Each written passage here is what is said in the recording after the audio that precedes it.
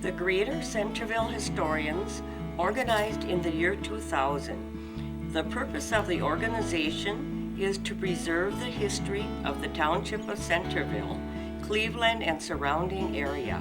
Gerald O'Neill, Charlie Bauer, Richard Wiegand, and myself, Kathleen Sixel, were the founding members. In 1831, the territory south of Green Bay was sold to the U.S. government by the Native Americans who had title to the land. The consideration was the promise of a reservation in another state. The Township of Centreville was established in 1850. The township had a village called Centerville. The reason for the hamlet's original name of Centerville was, in the days of the Indians, there was a trail along Lake Michigan between Manitowoc and Sheboygan. This heavenly spot was exactly at the halfway mark, so the early white man gave it the name Centerville. In 1849, the village of Centerville was surveyed and laid out in lots and blocks. The village of Centerville was renamed Hika when the Postmaster General informed the village leaders that another Centerville was located in the state. When it became time for Centerville to be renamed, a judge in Manitowoc by the name of Albert Schmidt would take kids hiking. The judge said, "You can't call a town hiking, so why not make it Hika?" Thus, the village of Centerville became Hika. In the early years, Centerville had the vision of becoming a lake port. To encourage ships to dock there, 2 piers were built into Lake Michigan. Many German immigrants arrived by schooners, and the village began to grow. The village had a brick factory, stores, schools, a Lutheran and a Catholic church, mill, saloons, blacksmith shop, and a fire department, and a brewery. When the brewery was built, the settlement began to flourish. But when fire destroyed the brewery, the largest industry, there was no longer a need for the harbor facilities. So ended this chapter of the development of Hika.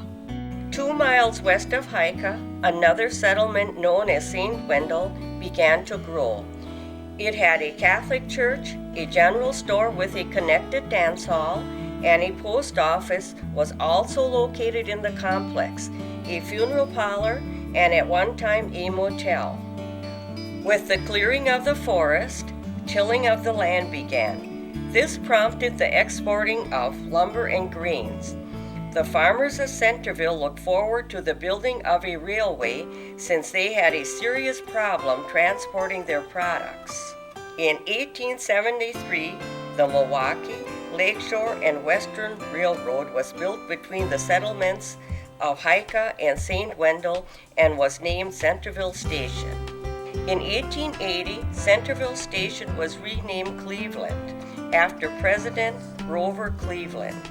Cleveland, at that point in time, owes its growth to the fact that the Township of Centerville was a rich farming community, and farmers from miles around would bring products to be shipped by rail or ship. The village of Cleveland had several grocery stores, a furniture store, a funeral parlor, several saloons, Lutheran church, hardware stores, several gas stations, newspaper, photographer studio, several car dealerships, cheese factory, several feed mills, livestock yard, and lumber yards. The biggest business was the Cleveland Co-op, which offered many types of services. With the failing of grain crops, the farmers began dairy farming. With the abundance of milk, another industry began, cheese and butter making. Local cheese factories dotted the countryside. One-room schools were usually built near the cheese factories, so children would have a ride to school when farmers brought their milk. In 1958, Hika, St. Wendel, and Cleveland incorporated into the village of Cleveland. In 1968, the Cleveland Elementary School was built. The Township of Centreville has seen many farming changes, but dairy farming is still the primary vocation. Today, Cleveland is known as the seat of Lakeshore Technical College, which offers an educational alternative to 4-year colleges.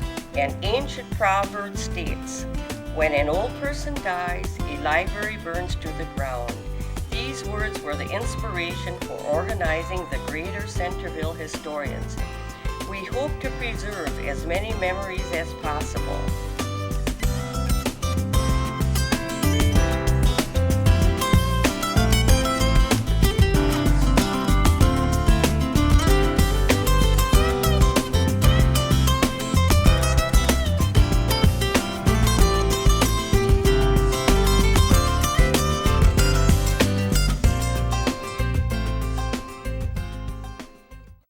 The Lutze Housebarn on Union Road, and we're going to be videotaping some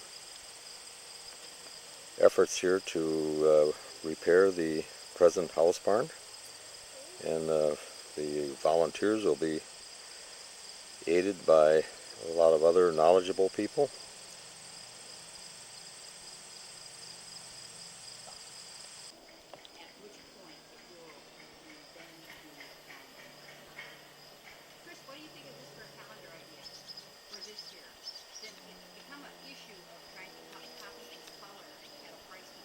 Okay, this is the present house barn, and I believe the house is on this side of the structure, and the barn being on the opposite end.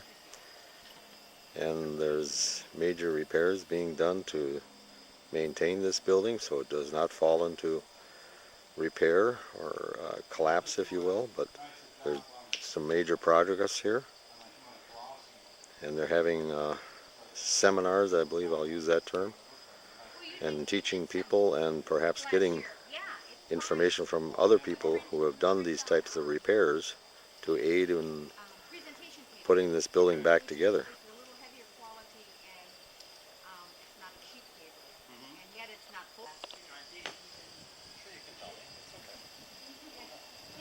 Okay, this is the east end of the building.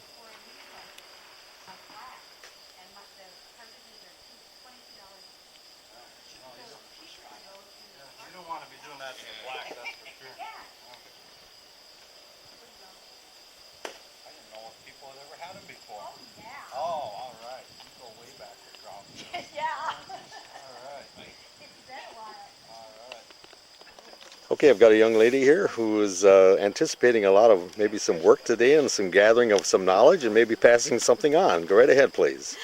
My name is Marilyn Craning. This is my first summer out here at the Lutze Housebarn. I read about it in the Lakeshore Chronicle, and I'm from Manitowoc. Oh, really? Great. And I've been reading about this project through the years, and I finally found enough time that I could come out here and volunteer on Saturdays and learn what it's all about. And so far, I've met the most wonderful people out here. Great. And we have a real good time, and it's a very interesting learning experience, and I hope to learn a lot more. Wonderful. Are you going to school by any chance for anything of this nature? No, not at this time. Okay, very good. Investigating the possibilities. Okay, very good. And I'll move over to this young lady, and she can identify herself and pass on some information also. Okay, I'm Sarah Lutze. I married into the family. Okay. And, I live right there next door to the house. Oh, that's your home. Okay. And that was built in 1896, and this was built in 1849. So, Wow. that's about it. Okay. And do you do any actual work on the place now, or? Oh yeah, I'm here every work day usually. Okay, very good. Well, thank you very much for the information. Tour guide extraordinaire. Oh, she's a tour guide. Okay, I'll have to use your capabilities here sometime later today. Oh, be happy to. Thank you very much. Sure. Okay, we got another young lady who I've met many times before, and she'd like to pass on a little information plus her identity. I'm Janet Lutze. I'm president of Centerville Settlement, and I'm major cheerleader. Okay. Now, do you have any pom-poms to go with that, or? Yay! And where do you live, Jen? I live in Milwaukee, Okay. so I try to make it up for almost every work day. Okay, very good. Well, thank you for identifying yourself. Appreciate it. Okay, I've got a gentleman here who has been involved in this project for a long time, and he'll identify the project plus himself. Go right ahead, please. Sure, it's Chris Kinnell, and I guess I'm officially the restoration director here at the Lutze Housebarn. And today we're going to start our first day of a 3-day workshop on timber work. Okay. In the past, we've done week-long internships, we call them, All right. where we teach everything from basic tool handling through identifying areas needing restoration, prioritizing things on the building, Okay. wood structure, epoxy, and on and on. But this year we've kind of shortened it up to a 3-day shop, and today's our first timer kind of day. All right. And tomorrow we're going to have a number of professionals in and also a couple of other first timers that couldn't make it today. So All right. for them we'll teach them the basics of hand tools, doing layout, new timber work, Okay. and then a chance to be hands-on as much as we can. Good. We're going to mostly today be doing new timbers for support system in the basement. All right. And the basement is a little bit weakened, and we're going to be working on this corner around the foundation of that. It's a real nice arched root cellar, really. Mm-hmm. And it's looking pretty weak. The top of it has come down a little bit, so it's no longer has an Okay. elliptical top. So Yes. we're going to brace it before we do any work. Okay. And then tomorrow and the next couple of days we'll be starting to work on a new sill for the south wall. Okay. And doing joinery and documentation on what we find for that. There's 3 different timber pieces that are missing that were probably removed by the family in the 1930s or 40s, I would guess. So we'll be studying how those would have been and then creating replacements for them. Okay. Our goal with the whole project is to put things back to the way it was in 1890. Wow. So we do a little bit of research in places. Yes. In general, the barn's fairly pristine structurally. Mhm. There's a few places with missing pieces, so we'll be working on that tomorrow as well. Wonderful. Very good. Well, I'm going to let you get busy here and do some teaching, if you will, and I'll be watching you on that one also. Thank you for the information, sir. All right, you're welcome. Marilyn, I think we should Okay, the gentleman has just arrived, and I'll be talking to him very shortly. And, yes, well, thank you. And the next part what we can do is just go over some of the basics about today, look at what I had thought of originally as an agenda for today, and then we can adjust it to whatever experience you want to have on it. Okay. And then probably with Thursday and Friday, then we'll have the other 2 new people here and 2 or 3 professionals. And I think your introduction today will let you keep up, and hopefully the other 2 tomorrow have some idea what's going on. Otherwise, they may Who are be they? challenged by it. The other 2 is Mona and a fella that I don't know his name, and they're both coming down from Ashland. Oh. And she has done, I get the feeling she's done some carpentry work occasionally, and I think he's a professional carpenter, but neither of them have done any timber work at all. So we'll kind of cover things with them. I guess basics, we're going to be providing ice water today. Okay? I mean, those are the kind of things you'll see here in the notes. When we're outside working on the timbers here, a hard hat's not required, but when we get down in the basement area or anything inside, we'd want you to be wearing your hard hat. We'll have safety goggles for you when you're doing sawing and other things like that.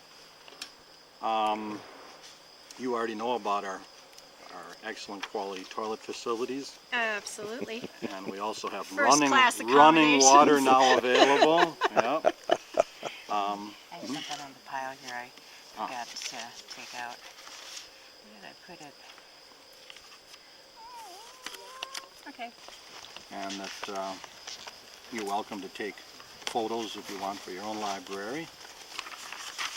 And then that kind of takes us into today, which Janet, I did work up a basic agenda, or with the modifications in mind. So I didn't know if you I had that, but kinda certainly you can take one I of those. got one over there. I kind of Okay, looked at because it. you can have one for the files. Oh, I made extra it ones. is. I did put it in here. Oh, okay. This is our sign. Ah, okay. All right. The things we'll try to get in general for you for experiences here. If you look at the bullets there, yeah, number 1, you'll get some basic ideas of the joinery and repairing joinery.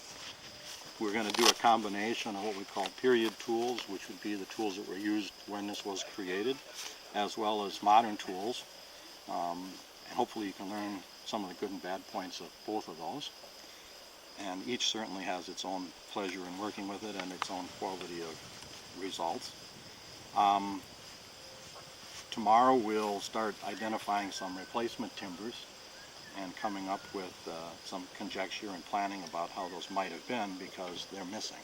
So we have two pieces, at least actually three pieces missing that we'll need to recreate. You'll get some idea of what was involved with the German Zimmermann, which is a German word for a carpenter slash timber framer, and there the word implies heavy carpentry, I guess. We'll have you doing some drawing. Have you done any 3D, like engineering type drawings ever, mechanical drawing? A little bit. Okay, well, we'll cover a few basics of that. We're going to do some things with converting raw logs to timber, and we're going to use both chainsaw equipment and broad axe. We'll have a number of different specific techniques that we're going to use for removal or preservation of items, and we're going to get layout and cutting of the mortise and tenon joinery, as well as terms like what is mortise and tenon.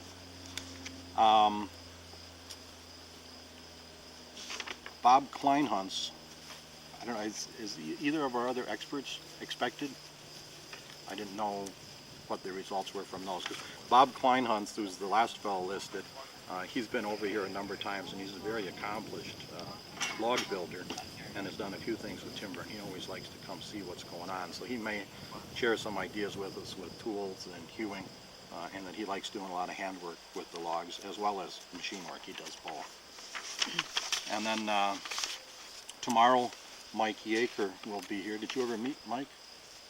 Okay, I don't think he's been here other years. I thought he was he here this spring? I guess not. So, so you wouldn't have met him. But he has a timber right shop down near Lodi, and he does timber building around I have cousins Wisconsin. in Lodi. Oh, really? Yeah. All right. Well, they probably know of him now. I think he's in the last couple of years he's kind of made an image of himself down there of some kind. And I think, again, based on the fact there's just the two of us for today, I figured it's probably going to be about quarter instruction or discussion, and 3/4 will be hands-on work. Charlie's going to be here for a while this morning, and he'll also be helping with some of that timber work. He did some of the layout earlier. Kathy Pierce said that she's got to test them, I think, until 9, and then she'll come over for a while. Okay, okay. So I guess we don't need tours for new people at this point. Sarah will give a tour after a while when the journal people come. And Okay. Jerry, you wanted to go on the tour then Sure. too. Yeah, okay, that would be great. One of the things that's, I guess, always helpful to me as we start doing some of this heavier work is knowing what physical limitations people have. What do you feel are your limits of lifting, or what kind of tools or experience have you had with those kind of things, just so I have some idea? Well, you've seen me in action, Chris. Yes. I'm rather limited. Well, no, I was going to say, I think you're pretty strong, so I don't know. I don't know until I try. Until you try it. Okay, Yeah. well, I'll just make my best judgment about things you can and can't do then. And Okay. if it's something that you're not comfortable with, either because you don't have the physical strength, or you haven't had the experience, or you don't feel you understand it, just let me know, and I'll give Okay. whatever the backgrounds are, provide extra strength or tools, explain the safety issues, whatever it might be. All right. I'll kind of play those by ear, and again, since we're pretty much just one-on-one, we can do whatever suits you.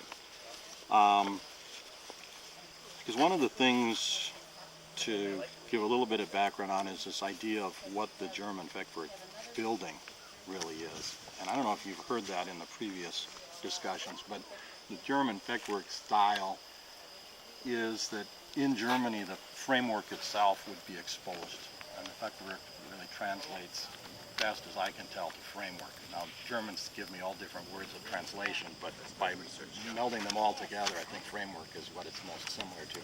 And it implies that there's a structural framework that you see, and we call it half timber construction normally here, or what's called post and beam, which just means that there's vertical posts and cross beams. But post and beam is a real generic style, as is half timber. And Fechtwerk almost always has a full one-story wall, and then a long cross member that we call a plate in English.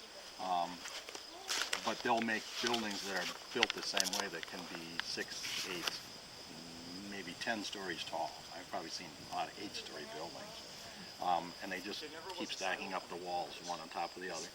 And they take great pride in the architecture of the bracing.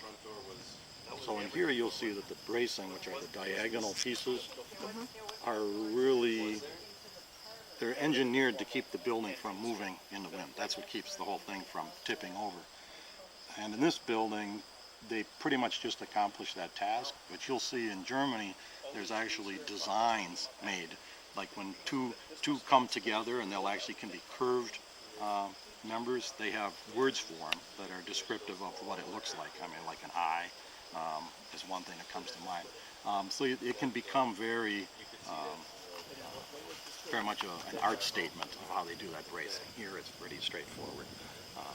And in our case, we have the clay infill in the walls, which you've worked with clay, so you know a little bit what that's all about. And that is a part of effective construction, is having that infill in place. It looks like we're going to have good weather today, and tomorrow anyway, there's a chance of showers like right Friday.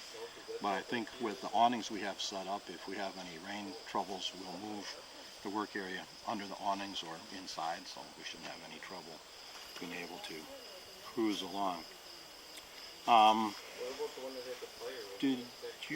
Were you involved the last time when we did the basics of how we're going to do that basement bracing?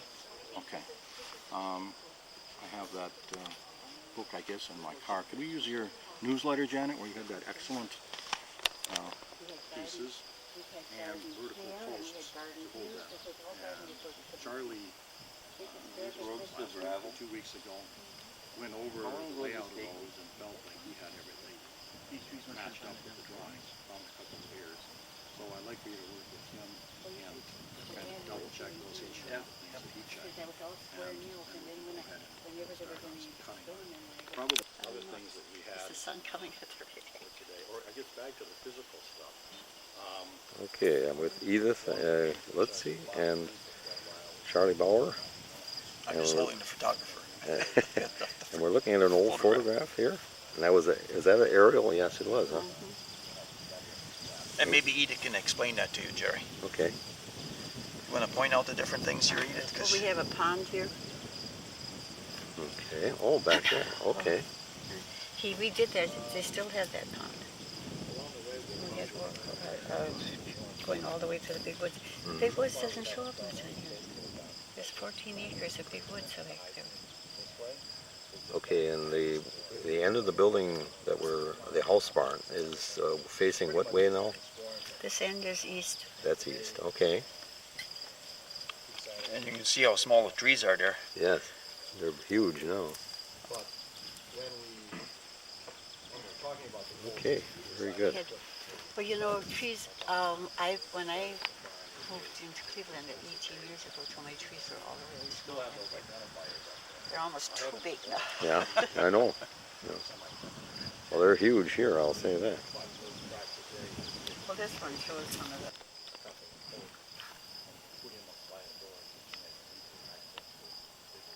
Well, see, and then this is the garage that burnt down when he's talking about a fire.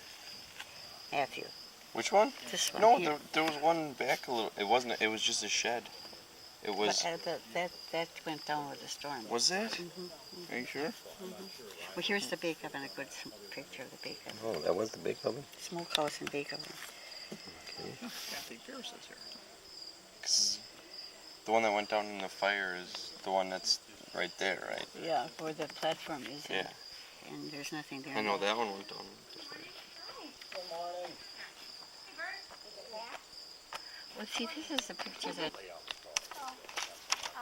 Julie and I just switched computer or projectors and then it went fine. And along the way, we're going to have She's not as flexible as perhaps she should be. She is way more flexible than anybody else in that group. She goes, I'm really sorry, I had to take so much time from your class to change out those boards. Well, she had us hostage the Audi for 2.5 hours and we didn't have a break. So it was good.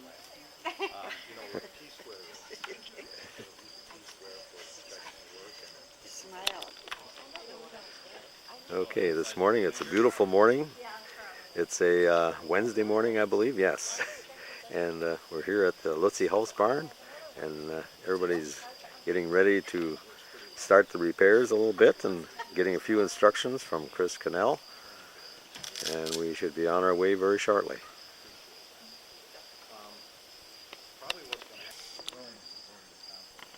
Okay, these are some articles, and this particular one was written in what paper? Herald Times Reporter. This was Herald Times Reporter. Okay.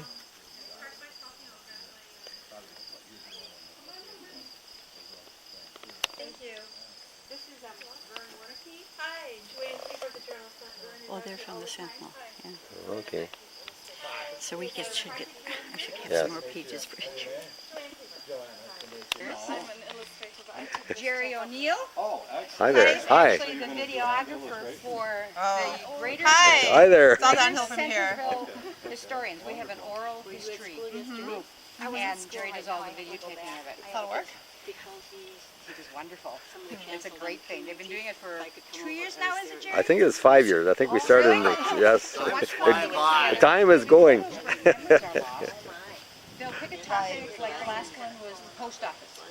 And the postmasters and the people who've worked there, and people make pictures and articles, they come and they just spend an hour and a half and share everything they know. So it's never long. And you're Edith.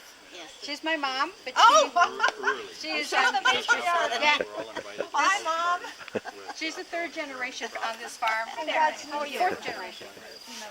Zena, Z-E-N-A? Z-I-N-A. Well, I just grabbed my notebook and pen. And this is Matt. You know, let's get you a name tag. My nephew. Let's get you a name tag. Chris. So he's out here. You want to write that down? He's working here. All right. We'll get everybody name tagged up here.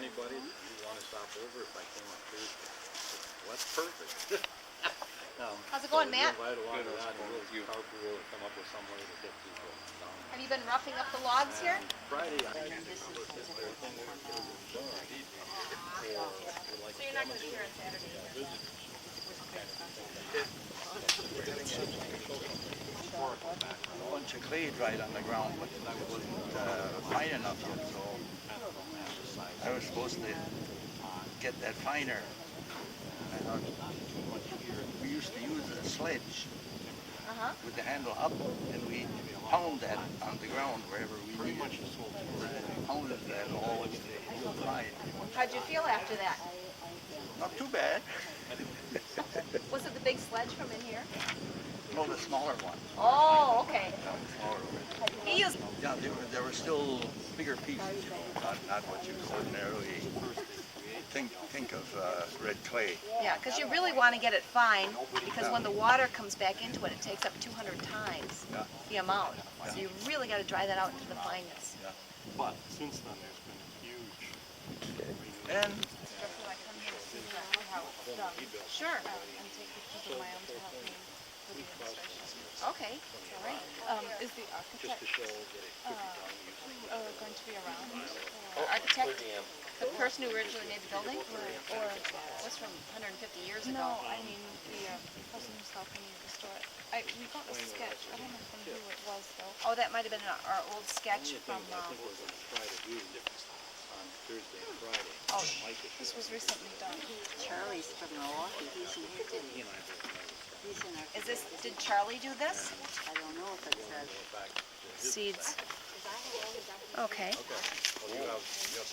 Well, Chris would know about this too, because he and I had worked with a fellow from Germany 4 years ago on a project down by Milwaukee to do this very same thing. Well, I still want Mike to do that research. Yeah, oh, absolutely. But if And, you can pre-justify it looks like it is a pre-verify architect with this type of printing, like that.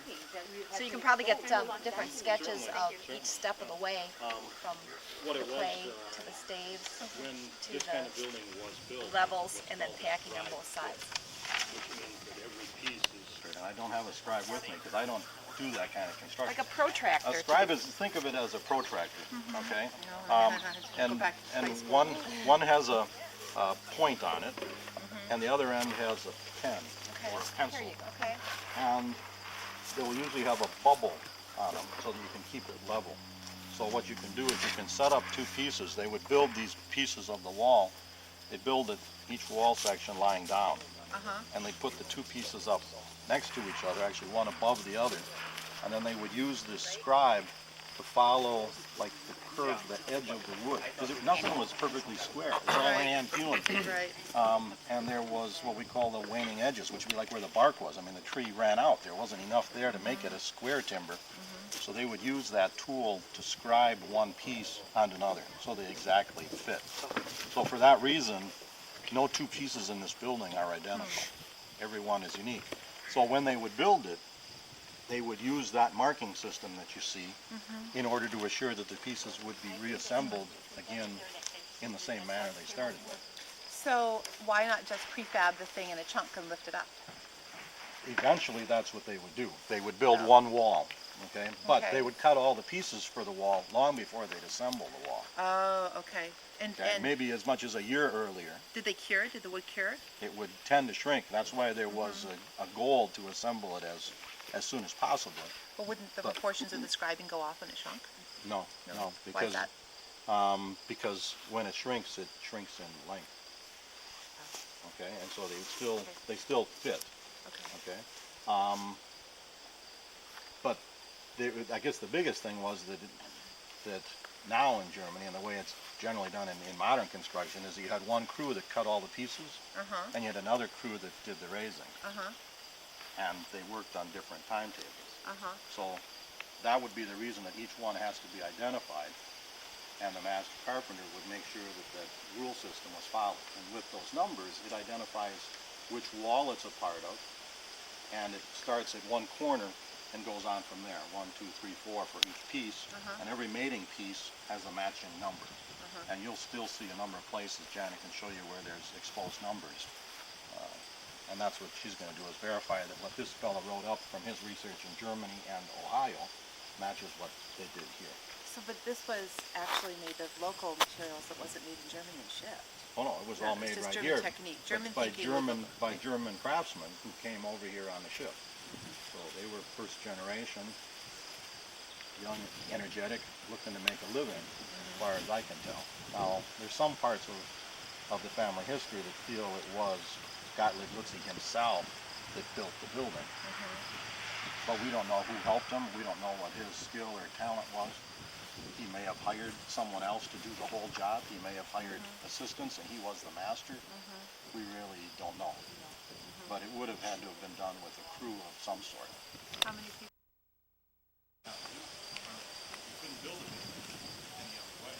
Not to follow the rules. Yeah, they were running out of materials and they were concerned about strength and fire control and all the things really that we are today, other than electricity. They had the same issues. They had to have some idea about ventilation. They had to be concerned about wind and snow roads. All the same things that we have today. Say, I'm going to lay out this building the way it suits my family. Right.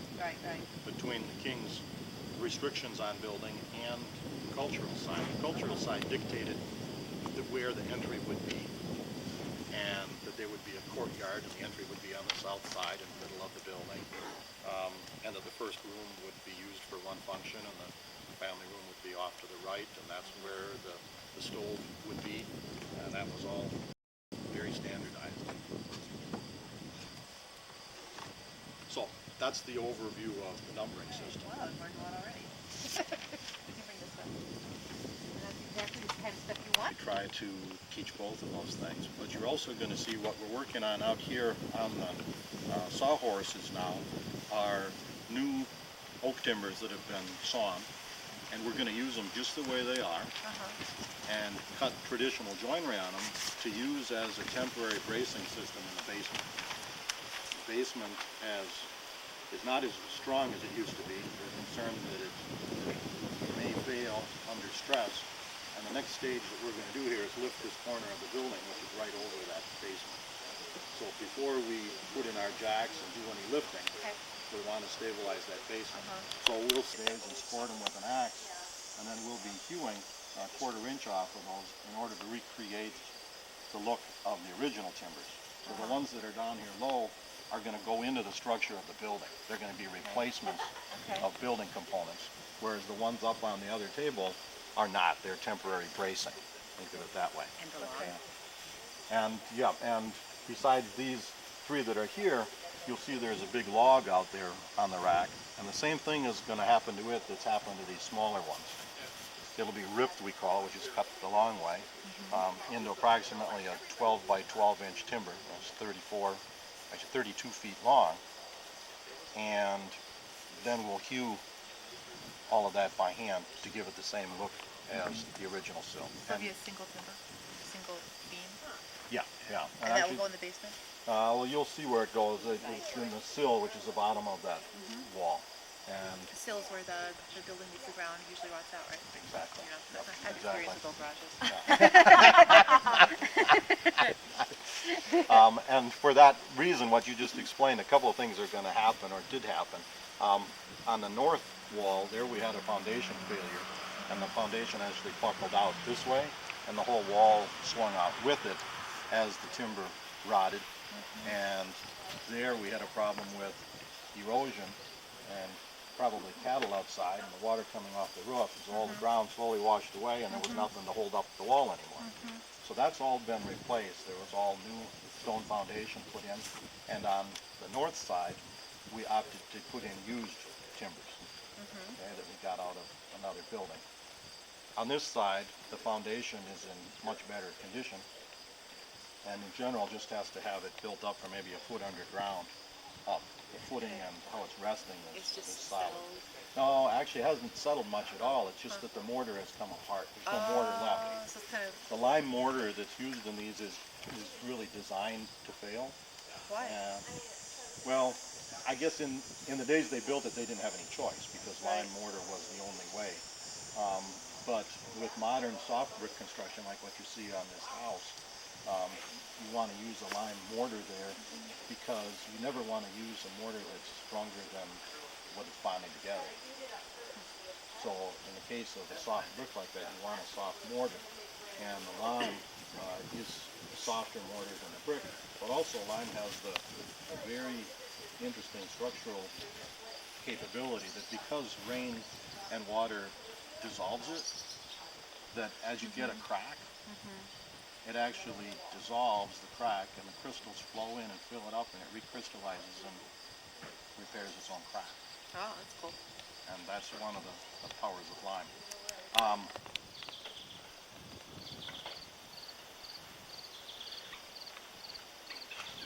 This is the south wall of the Lutze Housebarn, and they're in process on the repairs here also.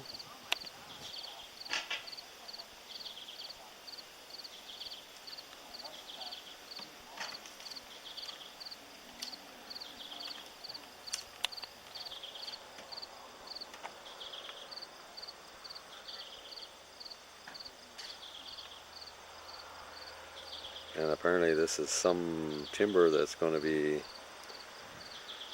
brought down to a certain size, I believe 12 by 12 inches, and it's about 32 feet long, I believe, but it's a single timber, and it's been cut down in the wooded areas near this building, and will be converted to a huge timber. A lot of work left to do on that one.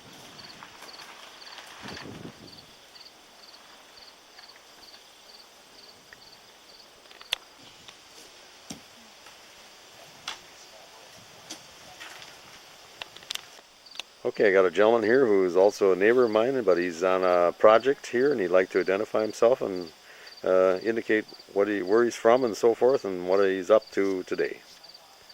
Hi, I'm Charlie Bauer, and I'm here with Matt. And Matt is part of the family, fifth generation? Sixth. Sixth generation. Sixth So generation. he's got a direct connection to this barn. He gets to do a lot of the first on the projects here. Okay. And I don't know if you noticed the long, that's a white oak timber. and Okay, I believe- didn't know what kind it was, but I saw it was quite long. Yeah, it's white oak, and that was cut last year or 2 years ago. 2 years ago. 2 years ago. I couldn't be certain. Yeah. And we're using this particular log here. I'm going to call it a log. Yeah. And that's going to continue on from that white Oh. oak sill that was Okay. placed in there last year. Okay, that was a replacement from last year then? Yes. That one there? Yep. Okay, let me just pan over that. I'll be right back with you. Yeah. Okay, and It now it's ends, going to connect where? it ends someplace underneath that piece of plywood. Yes, sir? And if you go to the east of that, Yes. this new log will go from our connection there to Oh. the corner of the building. I see. And we'd have to redo all the upright timbers, Oh my goodness. pull some of that siding off. Okay. And I think behind that is staging that, isn't it? Or not. I don't know. I'm Okay. not sure yet until All we right. get that off. Okay. Well, I thank you, Charlie, and I'm going to go over to this gentleman. He can identify himself and say that again about your generations that you're involved here, and if you go to school or whatever. Okay. Yeah, I'm Matt Lutze. Yes. I'm the 6th generation Lutze living on this farm. Okay. And right now I'm going to school at Kiel High School. All right. What And grade are you in, sir? I'm going to be a junior this year. All right. And I really started working on this last year. I didn't really, I don't know, didn't have the time, I guess. It's not a young man's interest, right? Yeah. And So your duties right now are what? You participate in doing things here? yeah, I'm the project assistant. I Okay. help Chris with whatever he's doing that day. Oh, great. Great. So yeah, I do a lot of scoring on timbers over. On all Okay. the timbers, I score them, which is putting Could- little cuts into them. Okay, cuts them out. What are you're indicating for locations of mortise or tenon joints or something, or size? It's all the way up and down the side. It's just hitting it with an axe. Yes. So that Chris can go through and hew it down to a 1/4 inch. Oh, okay. So it's still not completed part while you do the scoring. You're just identifying a few things. Okay, very good. Thank you. All right, thank you. We're kind of going to go with the most basics there. What have you done as far as Sewing? mortise and tenon Sewing. sewing? Nothing. Or chisel work, drilling, anything? Yeah, I did the drilling and I did the chiseling, the square pockets and that. Oh, when we did the Yeah. mortises over here on the sill, you worked on that, didn't you? No. Okay, okay. Did you ever do any tenons on the posts? No. Okay, okay. Well, I'll kind of give both of you the background on that then, and then I'm going to kind of be coming and going, and I'd like her to get as much tool experience as possible. Yeah. So if you can kind of share the tools and work together on that.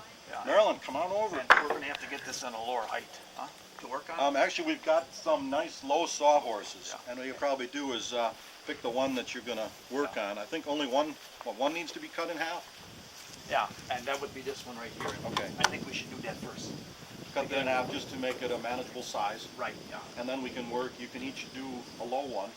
I'll kind of show you on one how we do the tool work. And then Okay? the edge was marked on this somehow. I marked mine with pencil because I didn't have any white chalk. Okay. Here, this is the edge right here. This is the mark. Okay. Everything comes off of here. Okay. Like Well, from and Milwaukee. I'm sorry. That's two. Yeah. Charlie from Milwaukee Charlie too. decided which were going to be used for what purpose, and he started doing the layout. Yeah. And then Charlie from Newton reviewed the drawings, looked at the pieces, and finished what Charlie hadn't done, and in one case found something that he didn't like. Yeah. Actually, one thing that was an error, I Yeah. think, Yeah. and another thing that we decided to switch two pieces Yeah. because we didn't quite have enough length. Yeah. So he's taken responsibility for that and signed off on the blueprint with his engineering authority to do so. Signed it in blood. Yeah. Well, and so This tarp to the wall at a certain point there, does that need to stay in there or can that come off? no, I don't know, pull off the blue. The blue needs to come off too. So Yeah. take off those three strips. Okay. I lift that up so we can see what we're working with. Right. Oh, we're gonna get the sawhorse. Okay. Use it with a timber frame, which is kind of secondary because modern carpenters use it with a 2x4 too. But as Charlie was saying, what's nice is these are approximately 6 inches by 6 inches. I gotta get my tool And belt. what we're going to have for the tenons, now the tenon is like here, it's the piece that's going to stick out of the end of it, okay? I think of it as either a toe or a tongue. That's what gives me the reminder that that's the part that sticks out. Okay? And then we have some things like this, which are going to be the pockets, which we call mortises. and that's going to be carved out, drilled, and then chiseled out. And in general, a tenon fits into a mortise. I mean, they almost always match up, other than we're doing one thing here that's not true on, so we won't say that. But generally, mortise and tenons go together, and they use that strength appropriately. In other words, when you slide this in here, it's incredibly strong to keep it from moving sideways. I mean, it would have to shear off the whole piece. But there isn't much of anything if we just stuck it in there. It keeps it from lifting out. So the joinery is always designed in a way that if there's a force that lifts it out, we usually go with a different kind of joinery. And during construction, you'll see here, a lot of places see where the pins are, what we might call dowels. And here they're called trunnels, which is actually slang, I think, for a tree nail. Oh. That's what I've always thought. Now, I don't know, have you heard that, Charlie? I heard tree nail was slang for trunnel. Oh, I mean, because trunnel may be a German word that means nothing to do with it, but that's what I've always thought of for it. Yeah. Here, that's 2 inches wide, and we're going to have a 2-inch wide mortise for it to go into. Now, what Charlie was saying, what's nice about using the framing square is this is 2 inches wide. So when we lay this out, okay, I can put this here on the edge, and you can see immediately where that's going to line up. And now when I want to see the width of this, I can just put this down, position it, and draw my line accordingly. Okay? The whole series of rules that you use that assumes that the log is square, and then it gives you a series of tools, logic tools, mental tools, of how to work with it when it's not square. This is quite an interesting joint here. Wow, I guess so. I got one that's streamed. That's trained. Oh. Perfect. It never hits my fingers that way. Oh, well then mine's trained too. Okay. Now we're gonna need a string on there. Huh? Yeah, where are we gonna put it though? Because if we put it, this is like a walkway here. Okay, this is the timber that's going to be replaced, right? Yeah. And we have on this end here. It's, I don't know if you can see it or not, but this timber comes through here, Yeah. and you can see it's Oh, cut in here like so. how do they do that? You know? And the way it's set up on this little notch in here, Yeah. that holds this timber from sliding out that way. Yes, it does.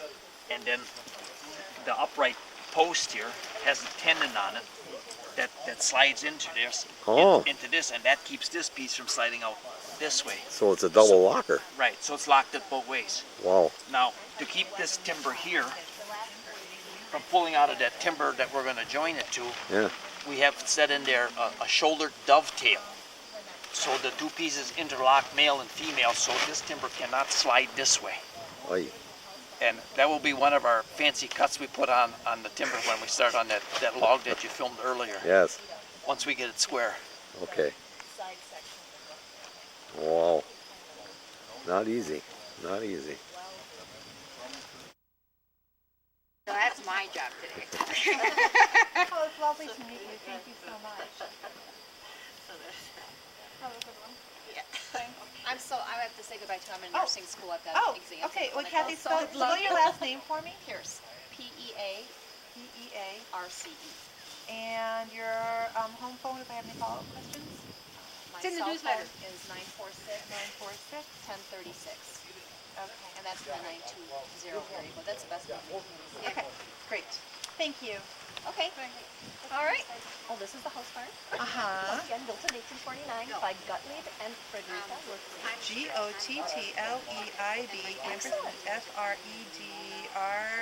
Fredricka. Close. Ask Janet for the perfect spelling. Yeah, no lunch or Okay. This was built with the German style of architecture called Fachwerk, F-A-C-H-W-E-R-K. F-A-C-H-W. Can also be spelled Oh, okay. Yeah, okay. F-A-C-H-T-W-E-R-K. either way. Okay. It's fine. And that's with a half timber construction with a huge beam that goes up at an angle, and then one coming straight down. You can kind of see the beam that goes in the middle there. Sure. Not a lot. Well, they're exposing more of it and more of it today. And then what they do is they put staves in, wooden staves. Just small vertical pieces. Right. Okay. Vertical and on an angle, because sometimes the beams are notched out. Here, you can see it very Okay. well. All right. And then they're put in on an angle sometimes, and they sit right in there very well. And Now, are they just like resting in there, or are they actually Right. part of the structure? they're resting in there. Okay. And it's just for fill. Then they put clay and straw nogging over the top of that. And that's what you'll be seeing today too. So this, that diagonal one would be the equivalent of this thing right Yes. here? Okay. Yes. And then those smaller ones get into the hole. Right. They just sit, these are just notches, they aren't real holes. Why is it always you make a notch? So that they would sit in there. And while they were nogging, it would just be held. Oh, you have something to grab. Right. Right. And then it would have been, like if you see in Germany, you see these half-timber constructed houses that have stucco over the top. Sure. These huge roof that we're talking about. Uh-huh. In Germany, the land had been handed down over so many generations that they're working with a 20-acre lot. Right. Here they have room. Says the same How are thing. you gonna To me, get this that piece other in timber says, no, to don't that do it by pocket? hand. You know? And this one, Can't, if it unless would this end pocket up is, like cut way out over here, kind then of we put in V-shaped another like piece, this. I think each of So them we can get that is piece in and then workable turn it straight. to get in there. And then we're gonna have to put pie wedge into the hole at the Without wrecking the building. east and west, Whereas if we get which is gonna be, monster in there, no, we're gonna have to I don't know how he plans on doing that. Okay. My next question. I don't know. That's gonna be, Okay. and we haven't decided yet how far that slant has to be. You know, we actually gonna have to take a timber down there and to see how slant you gotta get it so you know how far over. Experiment. Yeah, right, yeah. As long as we use the original. It's flat on the bottom, Work with all of and that. then there's the 10, and here you can see that. Here's our 5.5 that will fit in here. And we actually leave a piece of this timber that sits over on here. So it gives it more support because this timber is be holding up the arch in the basement. Or in the fruit cellar, I believe that's what it's I called. know there was a problem with that long. And before we do any cutting on anything, always. Tomorrow when Mike is here, Okay. see what he says about it. You think we can get this thing set out there and get this thing cut in half so we can start chiseling and chopping? Getting shot back here. Probably. Yeah. So they would just kind of be, probably when you're done. You guys are just gonna have to follow me. Wait, I want to go this way.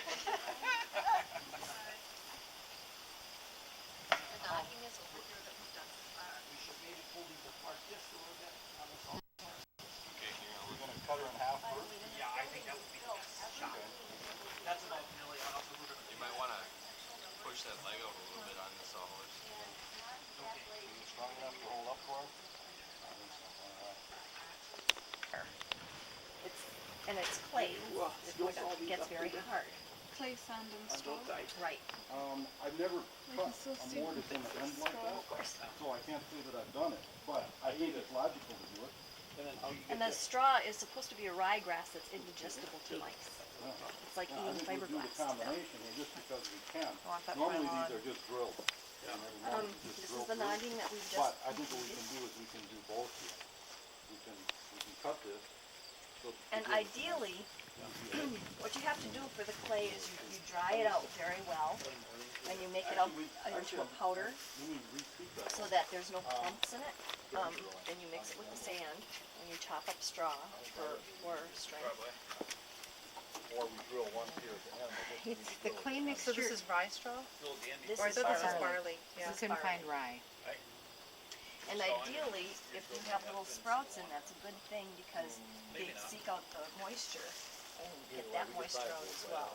And there were little sprouts growing, but they seem to have. So how many sprouts are, is it like? I think we can pre-assemble it and lift it up with those, without the 3 inches. Now, and if we can't, then we're forced to do that. But Yeah. since we're gonna add it afterwards anyway, Right, yeah. it's not any more work other No. than if we have to bring the Right. piece up Yeah. again. But I still don't know if we don't have it on there, Well, if we have to do it, I don't know how far to take it. Right, yeah. So we either have to do that scale drawing, but we really can't tell how that's gonna fit till we get it in the Right, basement, no. because I don't know what that roof geometry is like. Or we just block them more. Basically mix it really well.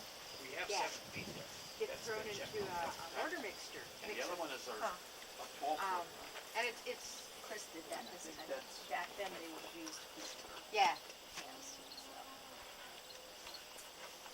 So the original layer is you take a little loaf and you start in the bottom and you get it well packed in. And then when you have this whole thing filled in, now depending upon how the weather and everything else, how far you can go in one time. Because if you maybe get to this point and it starts sagging a little bit because of the weight on itself, then you gotta stop. The closest church would have been either at Hika Bay or at Spring Valley. And so the neighbors would often gather around and just have little informal church services at people's homes. And this would have been one of the places. The plaster on the walls was done after 1880. We know that because the laths are all sawn and they're individual pieces.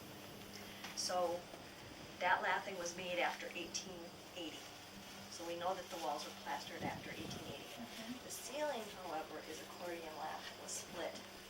And we think that was probably done originally, that they plastered the ceiling very well.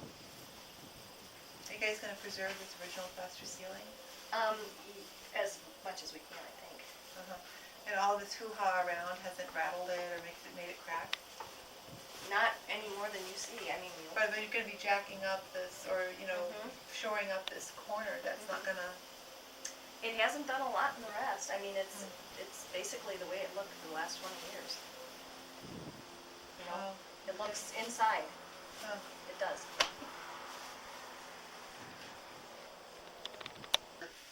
Whenever you came in the house, you hang up your clothes or your jackets or whatever on that. Closets were taxed as an extra room in Germany. So, excuse me, they have these exposed wood boards there. They had a heating system. The pipes for the heating were two different kinds. The kind that's over in the corner that's kind of blocked by a box is just a single pipe. And these pipes are insulated. The insulated pipes were manufactured 2 months after the Peshtigo and Chicago fires. Wow. So they were thinking fire safety at the time when they put those in. Would you say that? Sort of an Red. orangey terracotta? Oh, it's red. It's red. And she probably had a little break front or a little cabinet that sat in front of it and that held the table linens and washcloths and things like that. So this is the dining room or something? Just No, not that the kitchen? we did when we did a workshop on stenciling. Okay. Yes, it's and they want good circulation. The wine cellars are exactly what this looks like. They think that somebody came through the area and built this with a wooden form, and they did it in sections. And there are many cisterns and other basements with arched ceilings in the area that are made this way. So we're thinking that that's what happened. There are hooks in the ceiling for hanging pork or beef that's been dried, or it stays about 56 degrees year round in here. It's very comfortable in the summertime. Doesn't freeze in the wintertime, so they could keep apples and pears and carrots. Stone, and the top is brick. Oh, okay. And that wall is all fieldstone. They had a window so that they could get heavy pieces of meat in and out. So that was actually a window. You only had your flashlight, you can only see that far. But this is beautiful down here now. That the floor would have been dirt originally. They put concrete in later. And this huge concrete thing, I think, came later as well. But that would hold the barrels of apples and peaches and pears and things like that. Oxen and one other cattle, which would have been either a springing heifer or maybe a goat or a sheep or something. And what's impressive in here? Dirt floor. Look at that beam. that, Oh my board. God, that's one solid beam? That's a huge, Should those be not a 2 beam, feet? not a beam, just a board. So that's basically what you'll do over here, just put another board. Hopefully we'll use the originals as much as we can, but you don't find them that thick anymore, so I'm hoping we can use many of these. Is there really that much from the building itself that you're reusing? Oh, yeah. Right. I'm not real sure. But like for these, oh wait, actually, since this is the barn, it would be different. But where we saw the last, so there's the hole, and then there's something else, like just Mortar and lats. The mortar goes in between. Just like shop class all over again. It is. It's exactly the same. See where that blade is.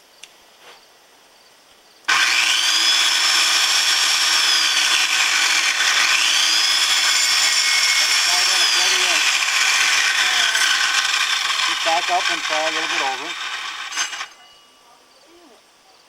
Go ahead and pull it back.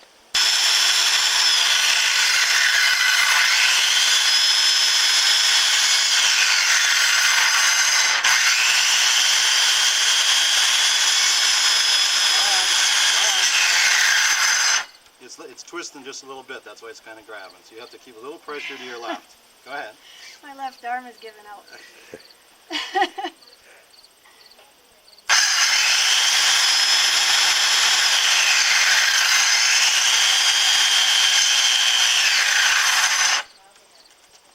Take it out a little bit. Try her again. I like this smell of it. Yeah, it's gone.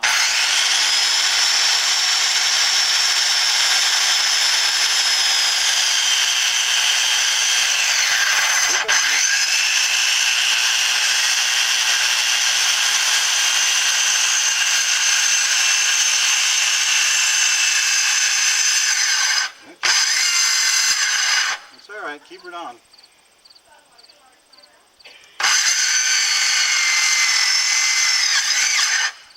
Again, she's kind of wavering on it.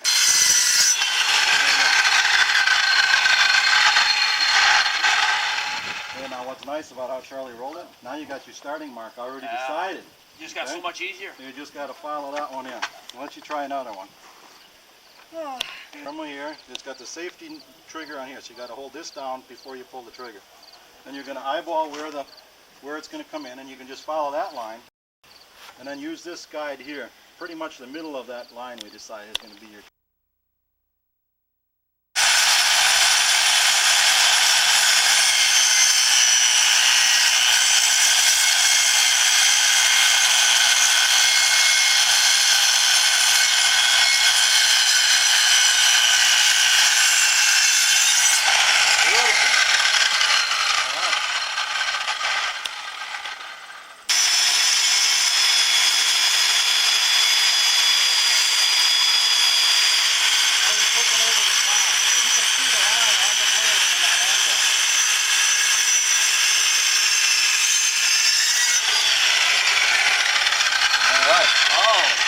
Better already. What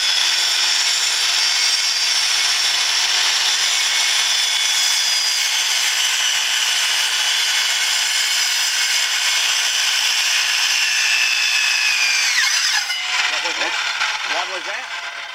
Good.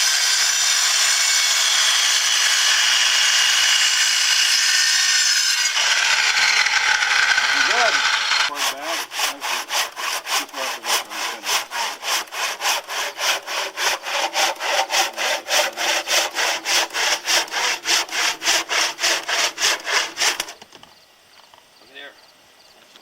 And what we determined here, watching the map, we can't go to the center line, we gotta go about there. Off center.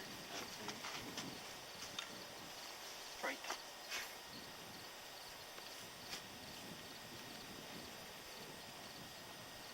And then we're going to need to drill. Can't see that. Okay, what you can do is just let it go an 1/8 inch into the wood and you'll see where it starts to cut. You say, you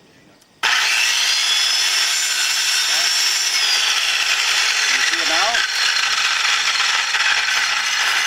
Yeah, now you're right on. Yeah, go ahead. Okay. Keep her going.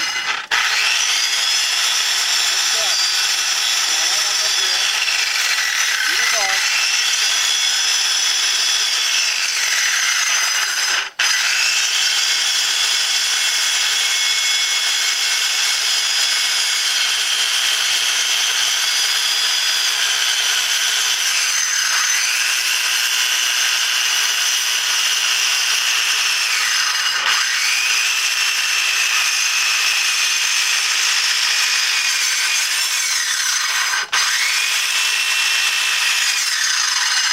Yeah, just keep a little pressure on it. You're doing all right.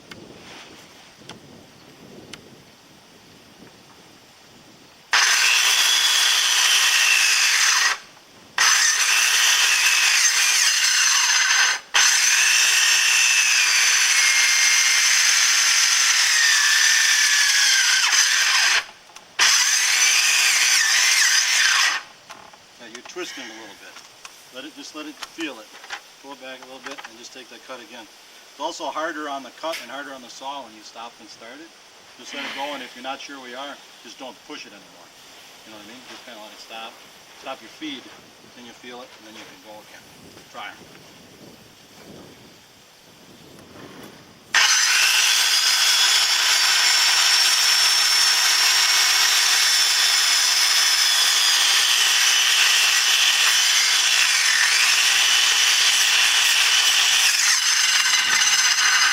Well, how do I get through there?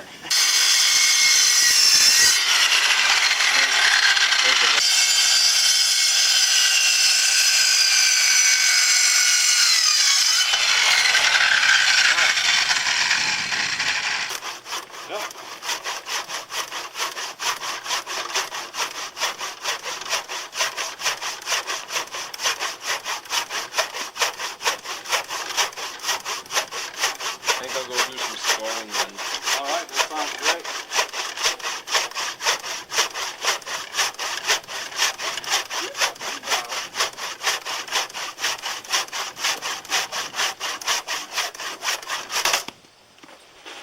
There we go.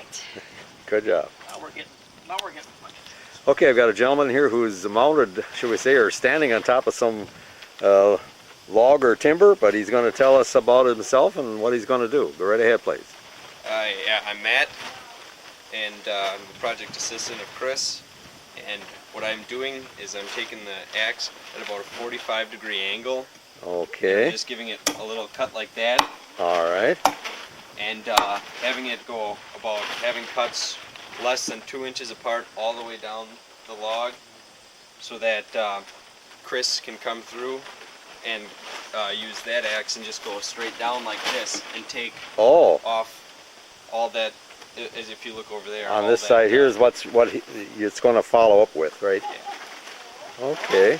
You'll just take all those little flakes off. All right. And they call this what? They call this scoring. Scoring. Oh, okay. When you get to a knot, yeah, you do about 10 shots just straight into it, so that it's nice and loose. Okay. So you break up the wood somewhat. Yep. Okay, so it makes it easier on the next operation. Yep. All right.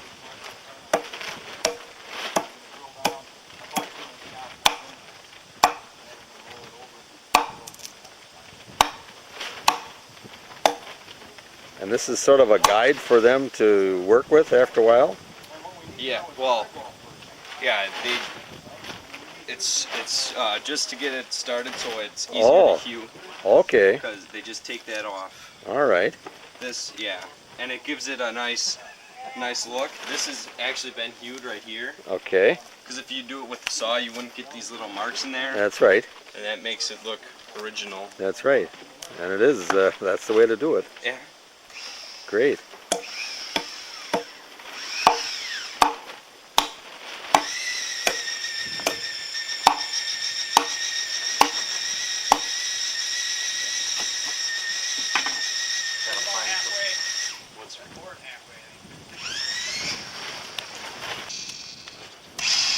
Okay, how do we look? My way ain't bad. How about you, Marilyn? All right.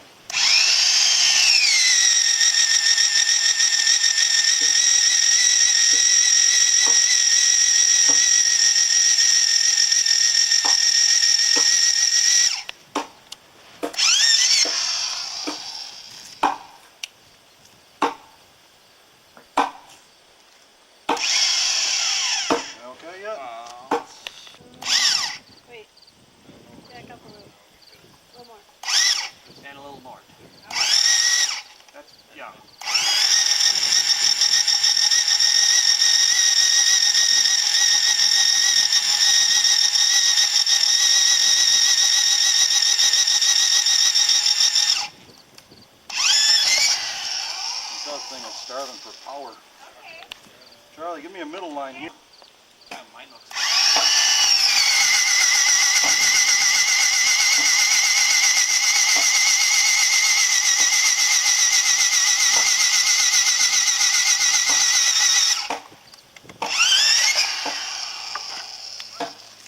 With the amount of chips coming out of that, it should be all the way through. This one ain't gonna. Marilyn? Looks good. It's going in crooked. In which direction? It's going in like this. You gotta go Okay. top.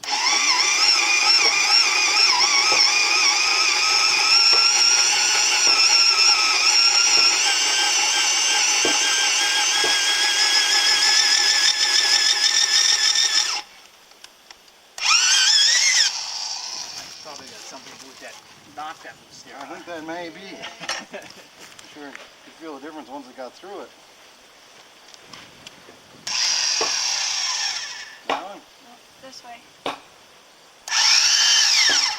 Yeah, look good.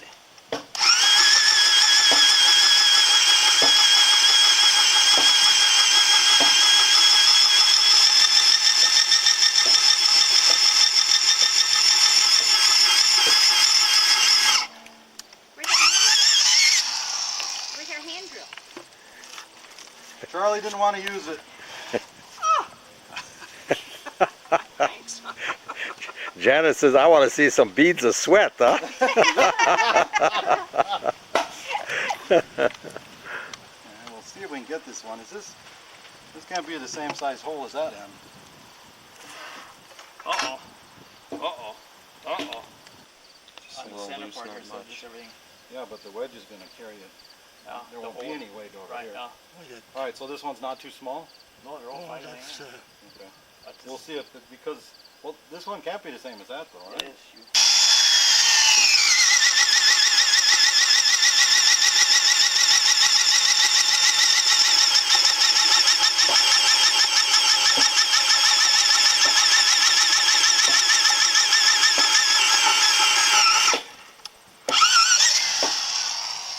Yeah, I was thinking, I go, I'm gonna throw two holes here. And you saw him in the skills. With that, Well, or just one. I don't think there's any reason to drill a hole if you're going to do the skill saw. I don't know. Little south, little south.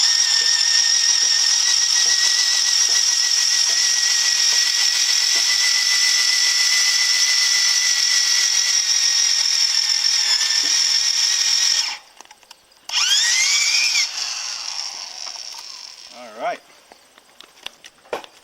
By yourself. What are you saying about me, Charlie?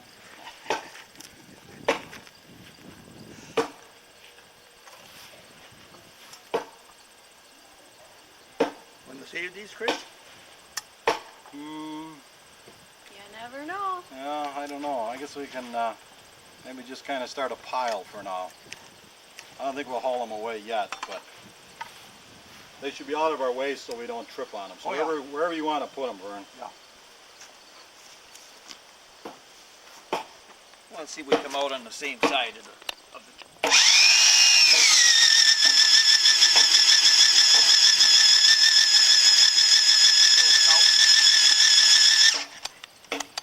Just blew it. Popped it. Oh, I said we were. Hit the button.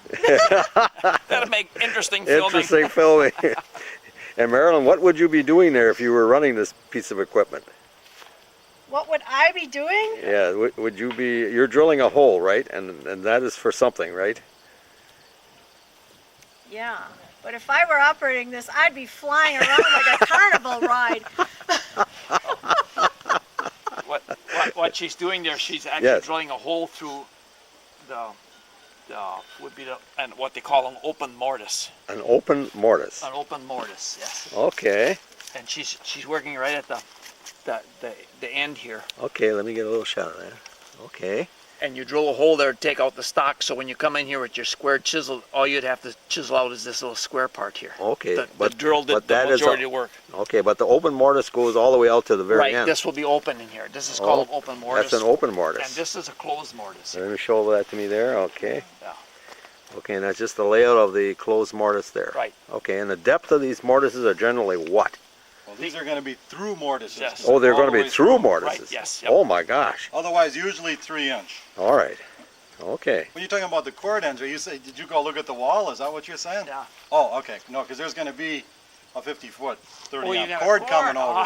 Oh. Okay. So I knew what was over there, and I still got to I got to build that cord yet. Okay. Yeah.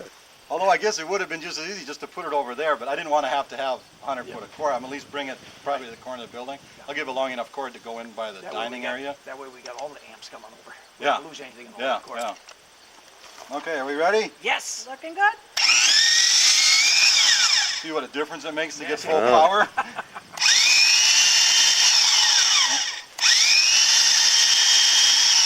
All right, well, we're through to that pilot. You'll be able to drill that anyway. Saw that.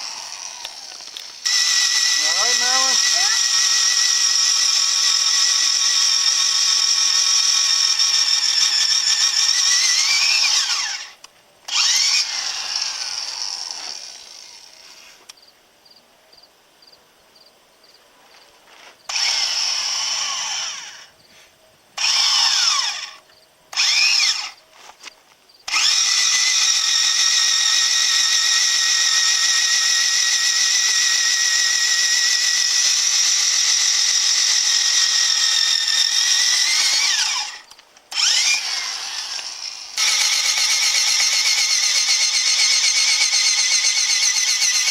I think that's right up.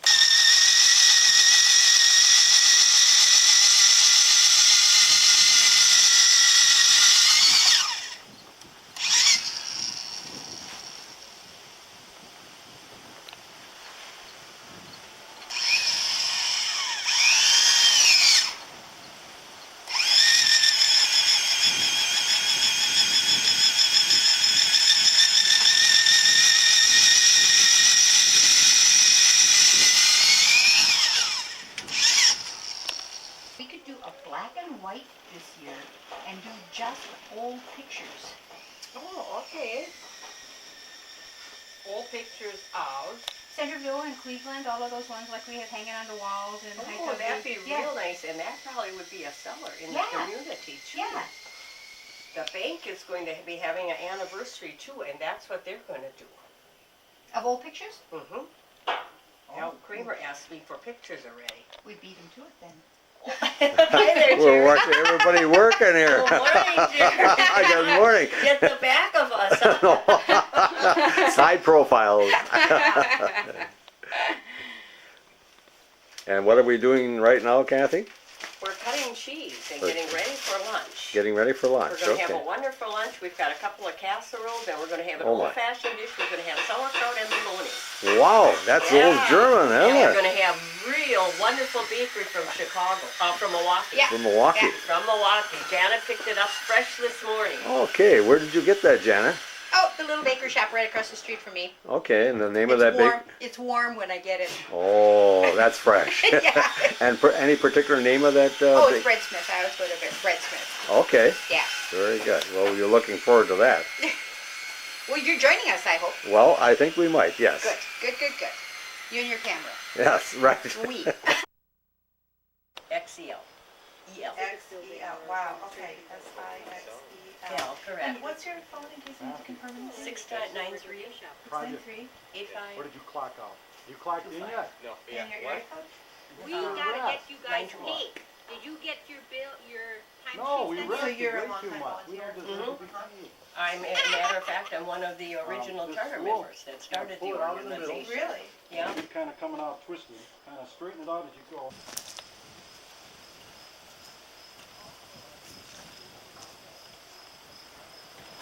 You know what he's doing? No, I don't know what he's up to. Sarah and Richard have donated electricity for this project ever since we began. Oh, really? Let me come over there by you. Okay. Okay, I got a young lady here who is very much involved in this unique building, and she'd like to say a few words. Go right ahead. Hi, my name is Janet Lutze. And what Matthew is doing in the background is we're setting up a new electrical setup. Okay. We started this project probably 15 years ago, and ever since we started, Sarah and Richard, who live in the yellow brick house, have donated water and electricity to the project. Okay. And they generously allowed us to rewire their building, so we have an outdoor outlet. Oh, wonderful. With a 220 outlet. Uh-huh. So Chris now has an adapter board with circuit breakers and all sorts of stuff on it that we can plug into our outside wall. Okay. So we have more power for the building. Sure, sure. So Sarah and Richard are continuing to donate the electricity, Isn't which that is great? wonderful for us. And But we'll what's their have last names, please? Lutze.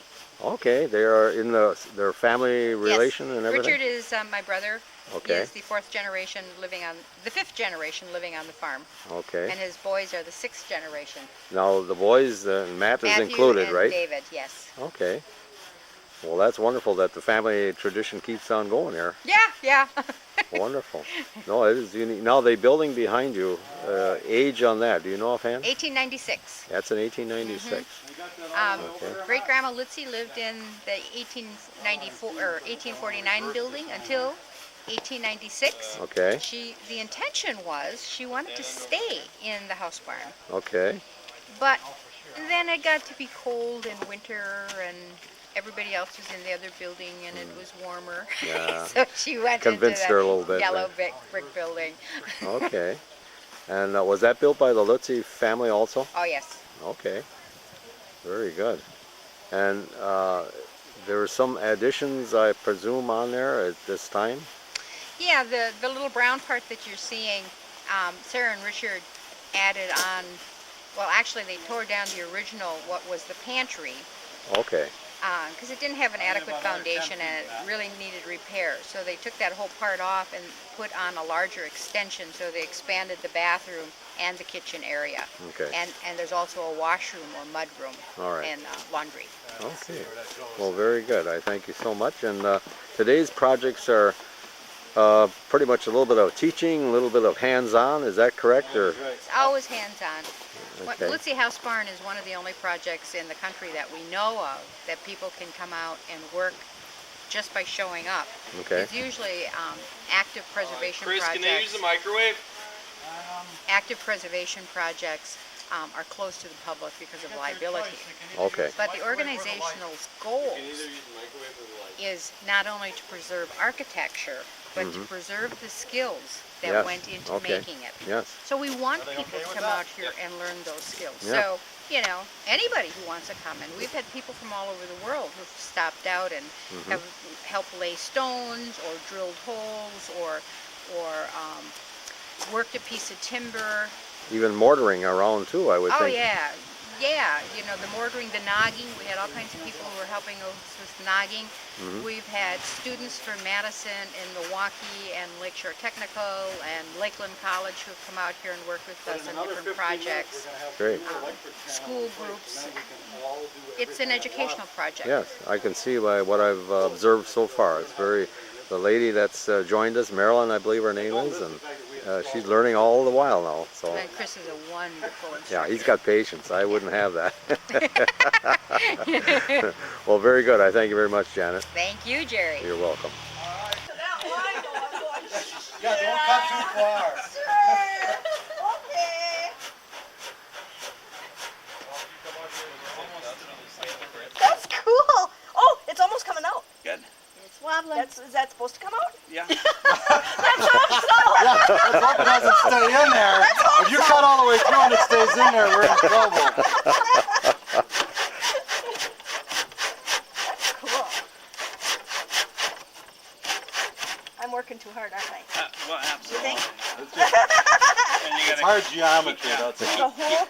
keep it straight with the hole you're cutting. That okay? Continue to reciprocate saw. Get the legs to work. Sarah's just like a sawmill. Look at that. She is non-stop. I am just go for Get it. that water wheel going. Oh, I made her tired Oh, look thinking at about that. it. That part That will could almost come out. that would probably fall Did you out. cut the other side already? Charlie did. Not all the way. Ah, okay. But when He was just looking tired, so I thought I'd give him a... You'd fill in. I thought I'd spell him for a minute. No, I actually thought this was woman's work to start with. You know, it probably was. No, I can't do it that way. Can't do it that way. It's kind of difficult. Awkward. Mm-hmm. Yeah. The guy could actually put the piece over and drill the opposite side. That's almost ready to come out. Yeah, except this side isn't cut through yet. Oh, okay. But yeah. Charlie did it. He got all the way through.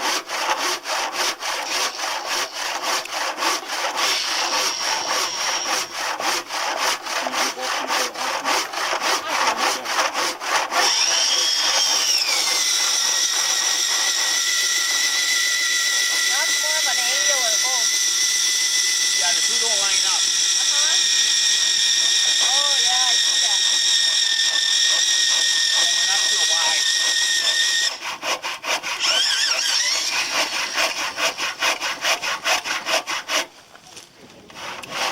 See, now I'm getting a little pinching problem. Yeah.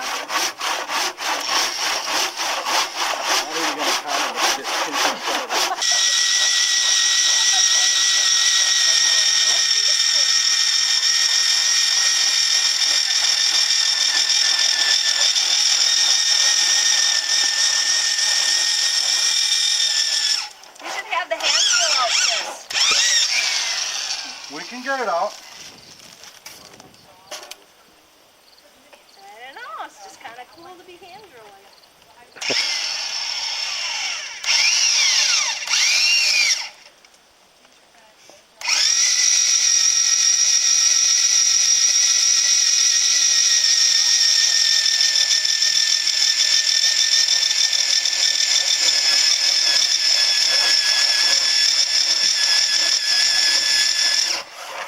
I gotta say, I love that smell of that wood. That does smell nice.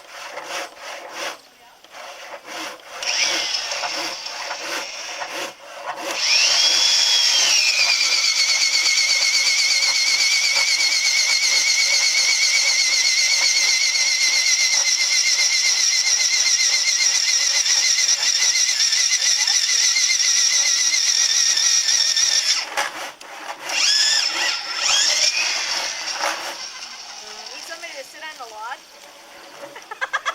I swear if that log comes up by a foot, I could be in trouble, so somebody better hold it down. Oh, there, he's using a hammer. That's why God invented it, right? Yeah, if God didn't want us to have hammers, He wouldn't have backed down. All right. Nice Mortise. Is that awesome? I have my tall shoes on. Yeah, he's kind of sinking away, aren't you? That's a wonderful looking mortise. That's a mortise. That's a big.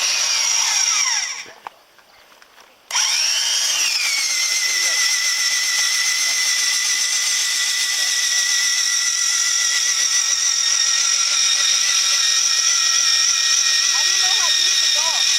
I always stop within the same 16th of an inch. Yeah, right.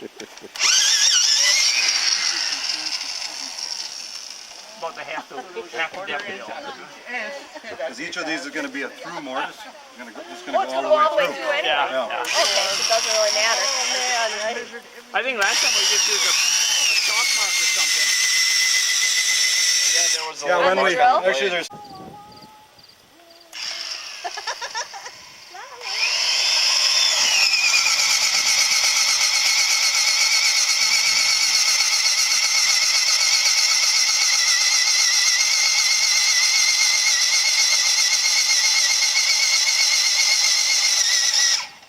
Is the middle one harder to drill than...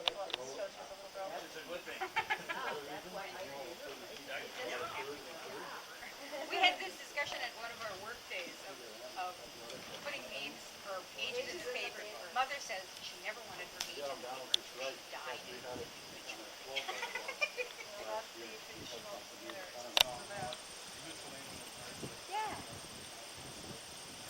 Did you get your questions answered from Janet? We had the director of the National Park Service who's been out here. Oh, really? And it is on the consideration as a national monument. It is on the National Trust for Historic Buildings. State Historic Preservationists, Chris would know some of them too. Bill Tischler from Madison, James Hayward, Alan Pate. Three of the founders of Old World Wisconsin are on our board of directors. Oh, that's cool. There, that helps. I mean, I can't come up with, I'm so bad at, I don't even remember your name, Joanne. I'll join the club. I don't remember my name either until he yelled at, which is pretty awesome, so I don't forget. How do you take care of your students' names? How do you remember That those? I don't know how I do that. She's one, yeah, because it's got the drawing. Oh, okay. It's not real authentic, but it's pretty close.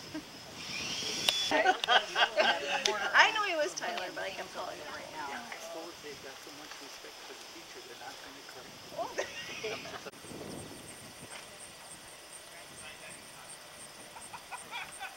And we won't give his name either.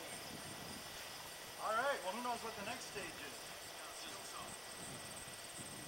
We have an outhouse here at the Lutze Housebarn, and it's at the barn area of the house barn, but it's an old-fashioned outhouse.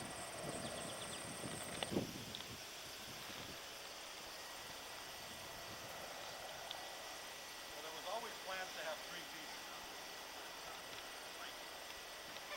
Because we thought, I didn't want to have anything longer than that getting in and out of that basement. Flying heavy, you know. We got a 2-holer in here.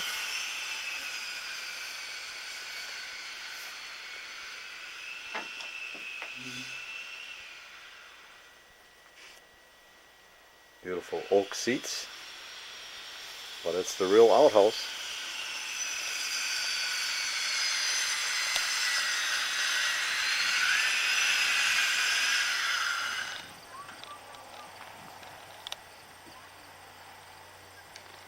Temporary. Semi-temporary, Yeah. permanent. Kind of thing. The planning period is 5 years. It might be 1 year, it might be 10. It might be 10. And our material and design can handle anywhere from 1 to 10. The cost is at like 1, because we bought them right, and it's a perfect training material, and the material could easily hold up for 10 years in our base. Yes, the teeth are much larger on this. And the teeth are Which is which? This is a cross cut. Cut across the grain with Cut this across the grain. And when you cut into the grain, you get bigger teeth and they're at a different angle than the angle on these right here. So I'm going to be cutting into the grain, so I'll be using this. Right now. Oh, it's hot. I was always told you use when you use a pointer finger. This one's got an extra place to put it. Like on here. Oh, so I was doing it wrong. Well, that's the way I was taught, but I don't know. Okay. Well, that's a good way to teach me the See, right way, right and away. this is an older handle than this one here, and it does have a place for your finger. Oh, like a trigger finger. Right. That is cool. And now the old timers didn't have the newer guys. We used to spray silicone on here. Yeah. Then you could It really goes get. through easier. And they're actually stored But in if you the farm. take nice, and you always cut it at a 45. You always So cut it at last a 45 to the. Saturday, they brought this Who's over ERH? from the other farm. I have no idea who that is. Oh, It's not that's mine. not your saw? No, my saws are. So you cut it at a 45 degree Yeah, angle. that's typically normal at a 45 degree angle. Okay. Further that way on this bottom one, that's okay? These ladies look like they want to go. No, it's not really. Okay, that's not okay? Do I have And to you, do well, you want to come back here.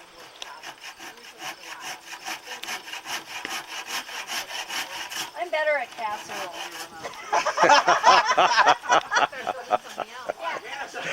You know, I was just thinking along the You were same thinking lines. that? I think I'll just stick to casserole. Good job, Chris. You got her back. Yeah, right on. All right. Go, now you're cutting that way.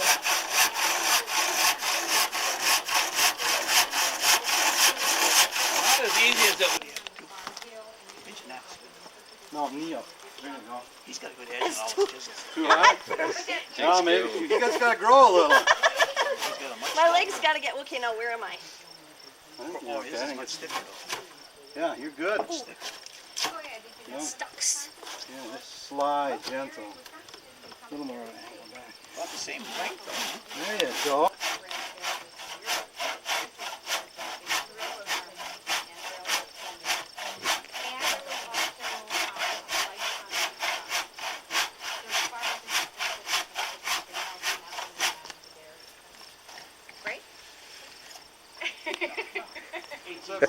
Is Vern telling his memories of the Civil War again? I don't think I am.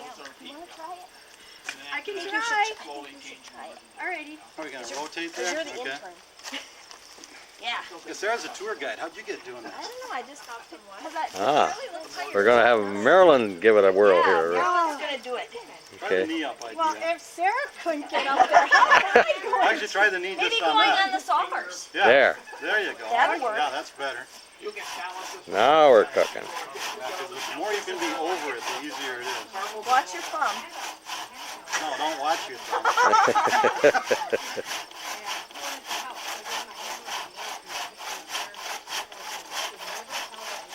Well, look at the form. She's got perfect form. Good job. Nice and smooth, I gotta In the say. Olympics of science. Good, yeah. I'm going to have to ask the Timber Framers Guild why they don't have competition during their gatherings. Yeah. They should. That's an excellent idea. Sawing Okay, timbers now you're and- watching the bottom end of the blade here. But you don't want to come past that little line. You don't want to hit that line. Sarah went too far I went already. too far. I Okay. screwed it up already. Okay. So the further back you come, the more vertical you gotta go. There you go. 12 o'clock, okay? well, it's almost 12. I gotta make salad yet. So give me Okay. Where's the, what are you in the microwave? Yeah,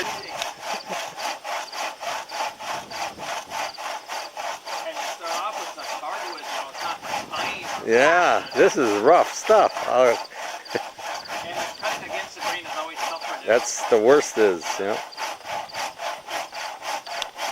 Okay, I've got a gentleman here, and he's participating in the Lutze Housebarn restoration, but he'd like to identify himself. Go right ahead, please. I'm Vernon Wernicke. I was born at Newton, a half a mile south of Stock's Dinner Club. Okay. And I grew up there, graduated from Lincoln High School in Manitowoc in 1933.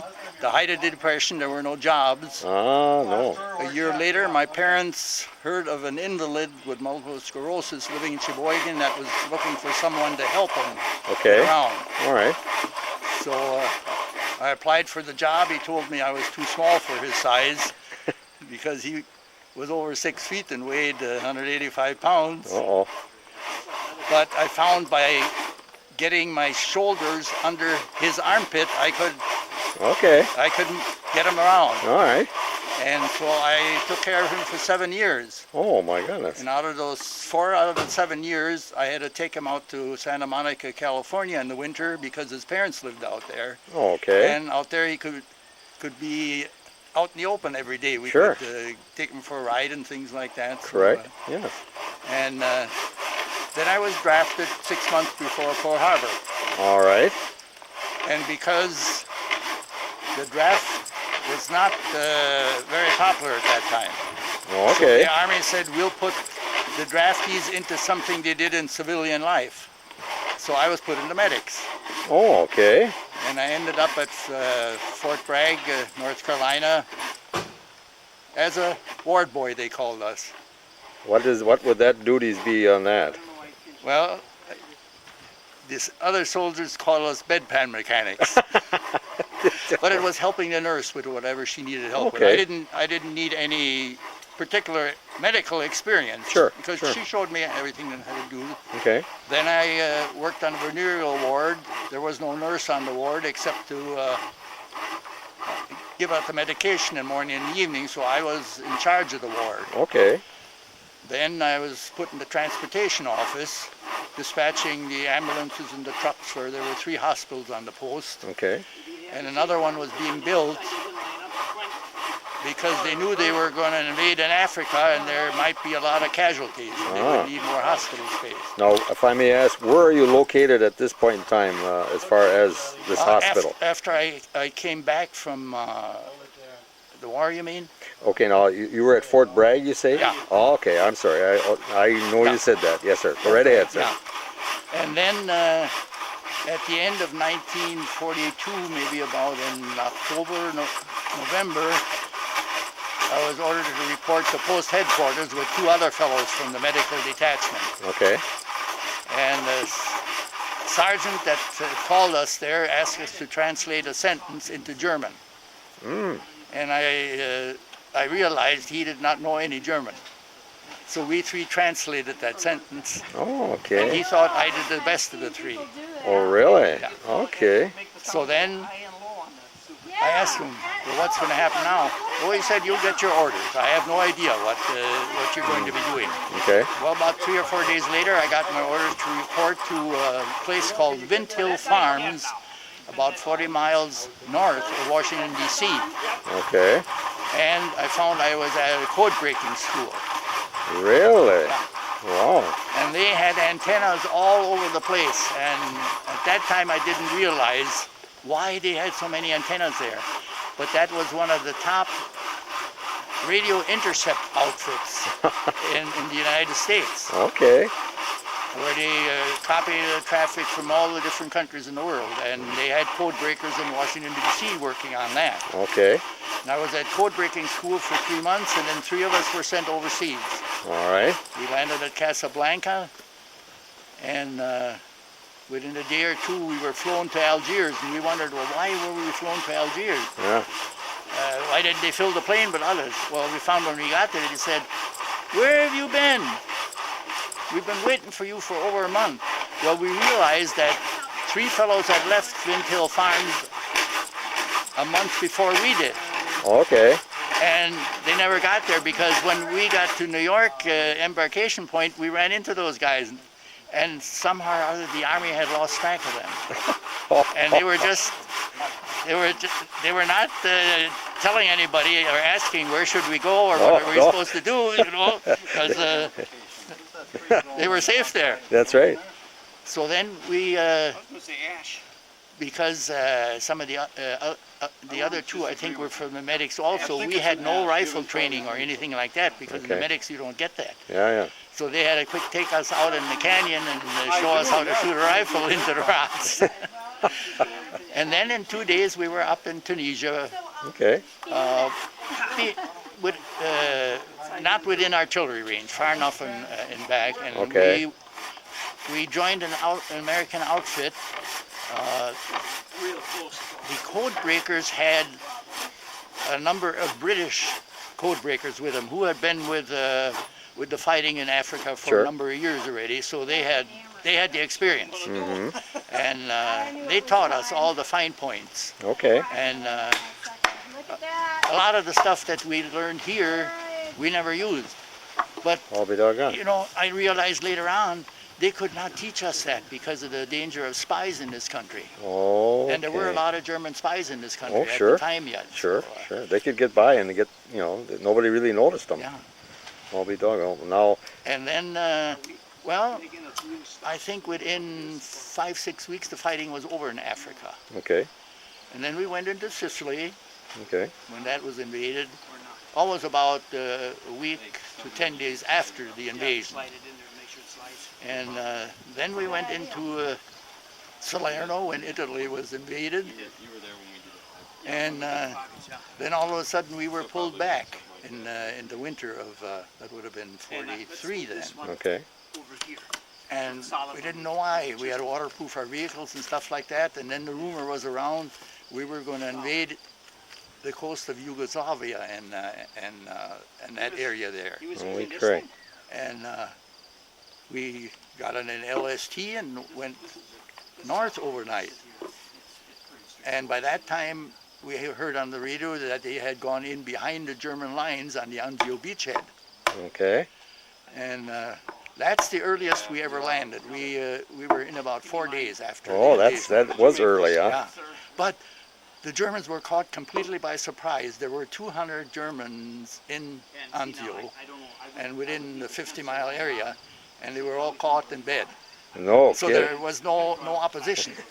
But because we didn't have enough troops, we couldn't go that far inland. Yeah, yeah. You were stretched a little bit Yeah. there. And we set up our radios right away, and within the first day we got messages, well, this unit from the Hermann Goering Division is coming down, and this unit is coming from northern Italy, this unit is coming from the casino front, and pretty soon they had us surrounded. Uh-oh. And that's the way we stayed for 4 months. Okay. We learned how to dig foxholes and everything else because the whole beachhead was under artillery fire. Even the hospitals lost some people. Yeah. Well, now, when you were over there, did you ever get injured at all, or? I didn't. You didn't? No. Okay, lucky. That's we very lucky. We did lose one man on the beachhead. Okay. And I always felt if he had been in a foxhole instead of sleeping out in the open on a cot, he wouldn't have been killed. Ah, okay. Because that night they had a big raid, and by that time we had anti-aircraft that you wouldn't believe. Okay. And a couple of bombs hit on the edge of our bivouac area, about 75 feet from my foxhole, and I never heard that bomb go off because there was so much banging from the anti-aircraft fire you didn't hear anything else. It's it's almost seems impossible now for me to think, but I had no idea until I got up the next morning, and here was this big hole in the ground. Well, now, also when you did return from World War II, what occupation did you go into then? When you came from, after you come back from the overseas and you got back to the United States? Yeah, we went into southern France, and then we followed the fighting all the way to Innsbruck, Austria. Okay. And then when I got home, I really didn't know what I wanted to do. See, you could go to college under the GI Bill. Oh, yes, you're right. But 25 years was the cutoff point. And because I had worked for quite a number of years already, I was around 28 at that time. Okay. At that time, it didn't feel fair to me, but after a while I realized anybody that was 25 years old hadn't planned to go to college. That's so right. they used that as a cutoff point. Oh. Plus, all the schools were overcrowded with Sure. They couldn't have taken anymore. Sure, I can understand. So anybody that was older. And this invalid that I worked for, his brother-in-law had the Ford garage in Sheboygan. Okay. And I was home maybe about a month, and he called me up. He says, "Hey, Werner, I hear you're home. You want to come and work for me?" Oh, I says, "I'm no mechanic," because I thought he wanted to be a mechanic. Yeah. No, we want you in the parts department. Well, I says, "I don't know a carburetor from a fuel pump." "Oh, we'll train you. You come on and see me." So I got into auto parts that way. Wow, wonderful, wonderful. That's a nice area to be in. Yeah. And after I was there a couple of years, then the Lincoln Mercury garage opened up, so I applied for the parts job as parts manager. Sure. And I got that job. Good. And then when the Korean War started, these were fellows from Chicago that opened that garage. They were afraid they wouldn't get enough cars again, so they sold out to somebody local. Okay. And he and I couldn't work together. Okay. Well, that happens. He squeezed every penny 5 times before he parted with it. Yeah, I know. And you can't take care of customers that way. No, you can't. That's not a good relationship at all. And one of the auto parts store owners had already contacted me a number of times. "Vernon, if you're ever looking for work, give me a chance." Great. So the next day I went to see him, and I started working there. Good. And then after about 15 years there, I went to the largest place in Sheboygan. Okay. And worked there until I retired. Good. And now that you retired, you're helping out here a little bit and enjoying it too, I presume. Yeah, I had moved back on the farm with my parents. Okay. Because they, even though they only had 48 acres, they needed help. Oh, sure. And I could come home from work and quick have supper and work till dark. Sure. And things like that. And then I bought their little farm so they could stay living there. Yeah. And they ended up being married 75 years and living on the same place. My goodness. Yeah. My. Except we had to put my dad in a nursing home before. Yeah. Well, that is going to happen sometime. Well, now, as far as helping in the at the Lutze Housebarn here, do you have any trade skills, or do they teach you and tell you what to do? They tell me what to do. Okay. I can use a hammer and a saw and things like that. Very good. But the way I got started with that, when I got my first computer about 15, 20 years ago, they told me I had a nephew who got me what I wanted, and then showed me how to do it. Well, by the time I got back here and started with it, I couldn't remember what he said. I could get it started. Yeah, I know all them are. So I looked the yellow pages, and here was Chris and Kathy that are here Yeah, today. You know, sure. they've kind of been the leaders here for Yes, oh yes. a long time as far as the work. Right. And I called them, and I says, I'm having trouble hearing my computer. The manual is too complicated for me. I need something similar. We got a bell in the background, but we'll continue just for a minute. And I said, I need something simpler than that. Oh, she said, we've got a tutoring kit here. So I went down, I looked at that, and I said, yeah, that's what I need. Okay. And that got me started. Okay. And then a couple of times I had trouble, so I went down there one day. Kathy said, say, Vern, you're old enough to know about old buildings around here. We're restoring what is called the Lutze Housebarn. Yeah. Why don't you come and help us? I said, Okay. Okay. I said, I'll come up once and take a look at it if I think I'll enjoy it. So I've been here since. Good. Well, wonderful. And I did know Roland Lutze. You didn't know him or did know him? I did know him. Okay. Because my mother was born up here where the Ziegler farm is now. Okay, yes. And her brother played concertina. Okay. And Roland played saxophone. Okay. And Harold Wimler, who was the saloon keeper in Cleveland. That's correct, yes. He played drums. All right. So those three fellows got together, and when somebody wanted a little music for a wedding or something like that, they would play. Yeah. And that's how I got to know Roland. And it probably was even before he was married. Okay. Because I don't remember Edith at all from that time. Well, I got to say, I thank you so much for taking the time to talk with us and give us a little history of yourself and of the surrounding area. I really appreciate it, sir. Yeah. Thank you again. This is going to cut a lot harder because you're cutting against the grain. Much? How nice that one went. That one went nice. Lunch is too much of an inconvenience. Okay, we got lunchtime coming up, and there's a certain signal that's given. Go right ahead.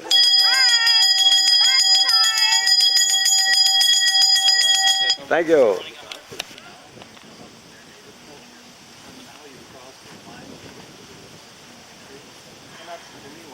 Men were bigger years ago to swing these tools. But they weren't, were they? It must be smaller based on the size of the handle. Well, yeah. That's outside. As many as I picked. Sit inside here. Well, how many do you get? Doug Green? Thank you.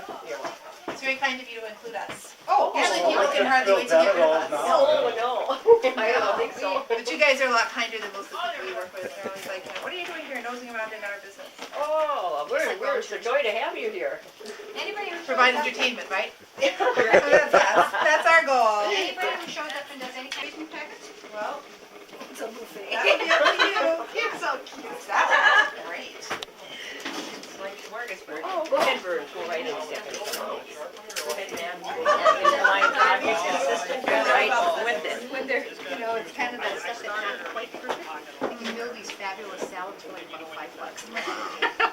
That's really, this is so cool that your family has just like embraced it. You don't have to sever as much grain. This is Russian fluff, and this is sauerkraut with bologna, and this is corn chowder. And this is Waldorf salad, and that is a mixed salad, a greens. Russian fluff. Oh, thank you. Vidalia onion dressing. Oh, I love that. That's What didn't you know what you need? Russian fluff. I threw rice and hamburger together. I do. I have. What? Oh, Matthew. Oh. In German. Discussion only in German today, Charlie. Really? He's got 14, he doesn't know what to do with them. Oh, He this started is out with Russian 2 and one fluff. came pregnant. Oh, God. They were both females, and one came Well, pregnant. that's sort of, you know, like German, and this is corn chowder. Yeah. Waldorf salad and a mixed green salad. Fair, theirs. We got no American people? My significant. Well, the corn chowder's southern. Southern food, yes. Here. From New Hampshire. Look at New We're on Hampshire. the track there. We're on Oh, the there's Go ahead. And he comes up. Okay. It's a nice little. You planted and you stay there. That's where you stay. Marilyn said right there. I am a nurse. Specialized in. Sometimes people just Lord, I don't want to think about things every day. Where am I supposed to sit down? You better get a little bit to eat. I will do that, sir. Thank you. Thank you. Alternate between the two. See, as long as you've got that corner started already, now that cleans it up pretty nice and easy. Okay? Now you just got to keep it vertical, but it looks like it's trying to be vertical.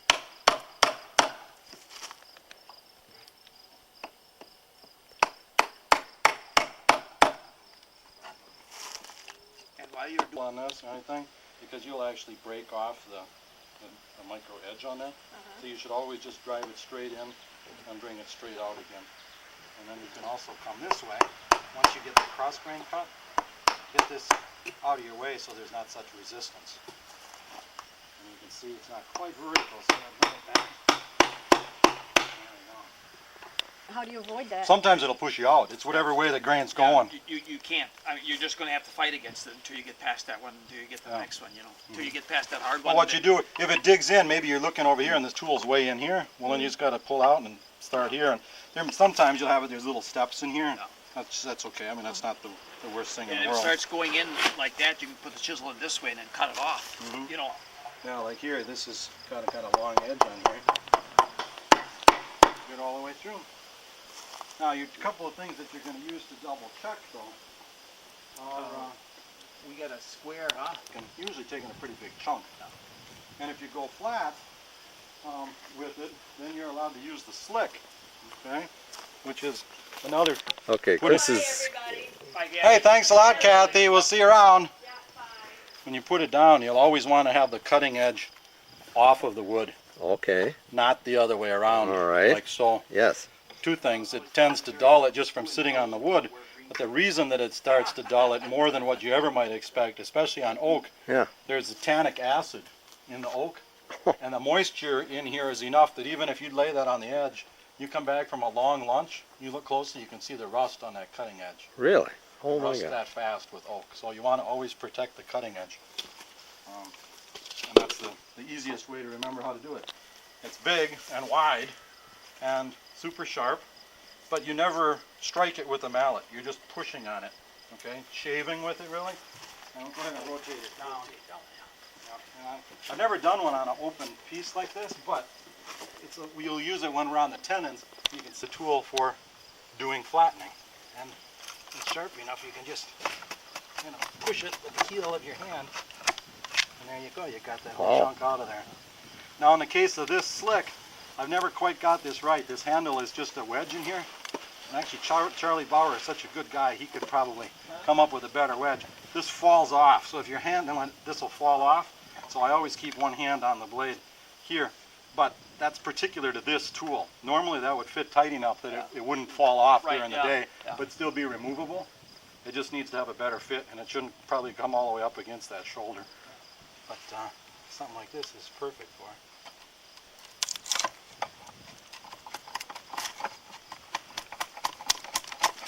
So they do make the tools to do this kind of work. It's just that we're not familiar with using